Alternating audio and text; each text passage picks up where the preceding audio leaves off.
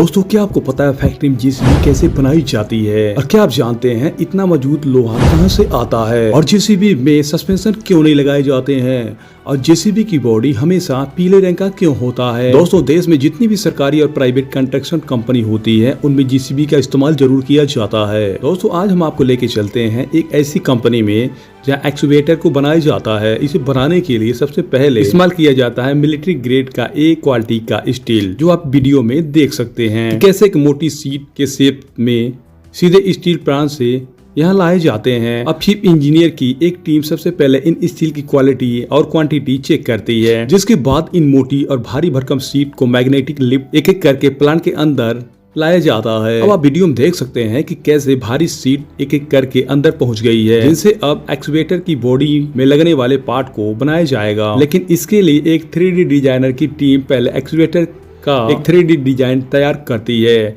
जिसे फॉलो करते हुए ये fully automatic plaza cutter internship cut लगाकर इसके डिजाइन ओके करेगा। अब इस सीट को एंटी रस्ट यानी कि जंग रोधक लिक्विड में डुबाया जाता है। इस लिक्विड के अंदर रहते हुए फिर कुछ पावरफुल रोबोटिक कटर सीट के आगे का काम करने वाले पार्ट को काट लेते हैं। अब ये पार्ट जो कि कटे हुए हैं, इन्हें अलग कटे हुए पार्ट को डिफरेंट टाइप की सीएनजी बॉडी मशीन की ओर ले जाएगा, जहाँ इन्हें एक्सवेटर के पार्ट में लगने वाले शेप में बेंड किया जाता है। हजारों एकड़ में कैसे फैले हुए प्लांट की दूसरी यूनिट में एक्सवेटर का मजबूत चेसिस बनाया जा रहा है, जिसके ऊपर बाद में सारे बॉडी पार्ट कसे जा रहे हैं। घंटों की मेहनत के बाद जैसे बॉडी तैयार हो चुकी है, जिसे लोड करके एक पेंटिंग यूनिट की ओर भेजा जाएगा, जहां इसके ऊपर सबसे पहले एंटी रस्ट की लेयर चढ़ाई जाएगी।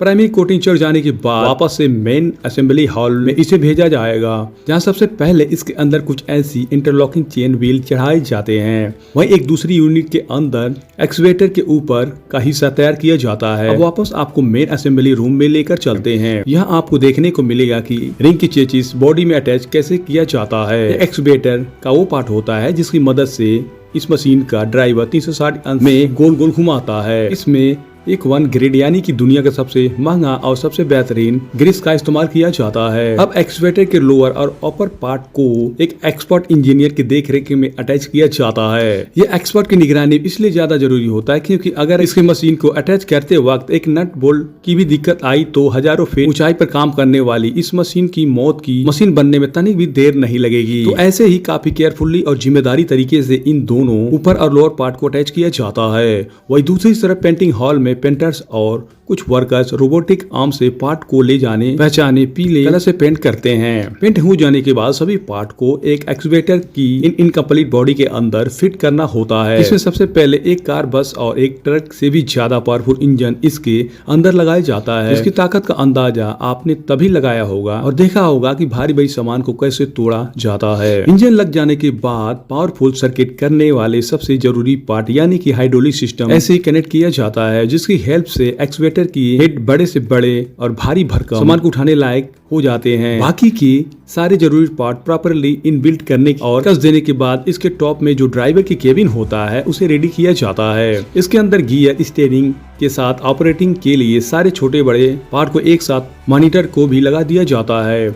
इसके बाद एक्सवेटर की सबसे जरूरी पार्ट को लगाया जाता है। इन्हें वही पार्ट प्रोफेशनल की टीम बड़ी निगरानी में रखकर मजदूरों से अटैच करवाती है। एक्सवेटर लगभग तैयार हो चुका है। अब लास्ट प्रोसेस में इन तैयार एक्सवेटर के ऊपर कंपनी का ब्रांड लोगो लगाया जाता है। सब कुछ ठीक हो जाने के बाद इन मशीनों को टेस्टिंग ग्राउंड में भेजा जाता है और इन सभी मशीनों को नागिन डांस कराया जाता है। अब इस तरह से नाच कूद करके वॉकिंग टेस्ट किया जाता है। इन सभी मशीनों के टेस्टिंग करने के बाद आखिर आपकी जेसीबी बनकर तैयार है, जो बड़े बड़े काम को कुछ ही टाइम में कर देती है।